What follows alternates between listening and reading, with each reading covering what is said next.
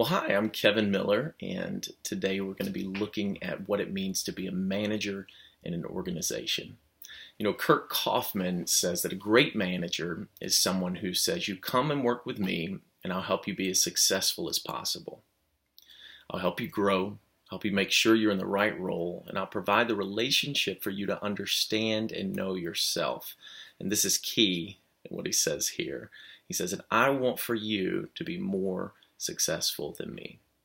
I think these are some of the key aspects that truly make a great manager. And if we concentrate on that last role of saying, I want for you to be even better than me, I think that's what can make a great manager. So as we dive in and look at precisely what we just talked about there, to jump in a little bit further, I think we can dig a bit deeper into what it means to be a manager. Many times the word manager can have a negative connotation to it. So many people nowadays with the leadership movement are saying, hey, be a leader, not a manager.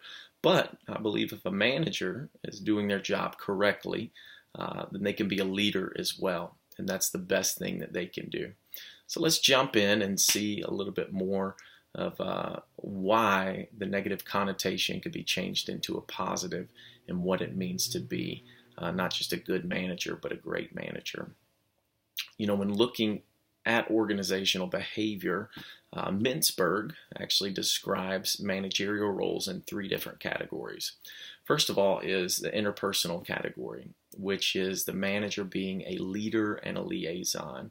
In the book Organizational Behavior, Robbins actually describes that most managers have 6 or 7 people above them, and so they have to be a liaison for the people up under them. And I think that coming to bat for the people up under you is a huge thing that you can do as a manager, because that just builds trust in the people below you, and it gives them an opportunity to move forward and to give confidence to them to ask you more questions when the time is near. The second category is informational. It's being a spokesperson for others and being a leader in the situation that they need to be. And then the third category is decisional, which is basically handling situations. I know that many good leaders are ones that are able to make decisions and handle situations in a timely manner, but also in a precise manner and making sure that people are treated justly and fairly, and also making sure that people are able to do everything that they're supposed to do. And again, just to jump back to where we were, to make sure that people are able to go on a path that's even better than yourself as a manager. We look too a little bit further down in the chapter, in chapter 1, Fred Luthans looked at some of the key aspects that put managers ahead of others. And I think this is very crucial in seeing what a good manager looks like. They judged about 450 managers, and they found 4 key things that managers all did, studies that they all engaged in. First thing was traditional management. And basically it is decision making, the planning, and the controlling, and basically in being a management. So that traditional role of management. The second was communication.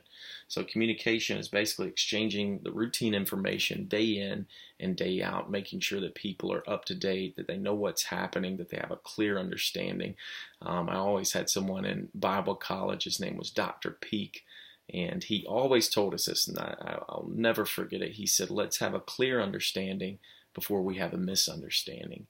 And I think that's a big part of communication for a manager. The third thing is human resource management, just basically making sure that everyone is really doing well, that they're motivated, that there's discipline when there needs to be in certain scenarios, managing conflict, training, different aspects of the human resource category. And then lastly is networking, which is socializing and politicking and making sure that you're out there and interacting with outsiders, making sure that you are being known. So that's the fourth aspect of it. And what's very interesting is they took these 4 categories and they shaped who basically the most successful managers were. And I just want to take a look at this for 1 second. It's really neat to see. The biggest key aspect of a successful manager was networking. It was the fact that they were able to network and talk and socialize and interact with others. And also the second thing was communication.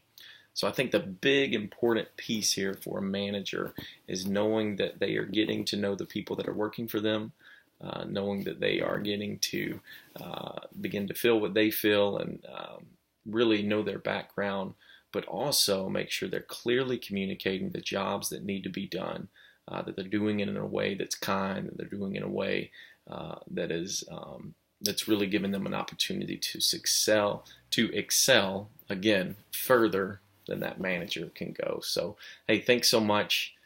It was great talking management and talking about what a manager can be in a great way. Thank you.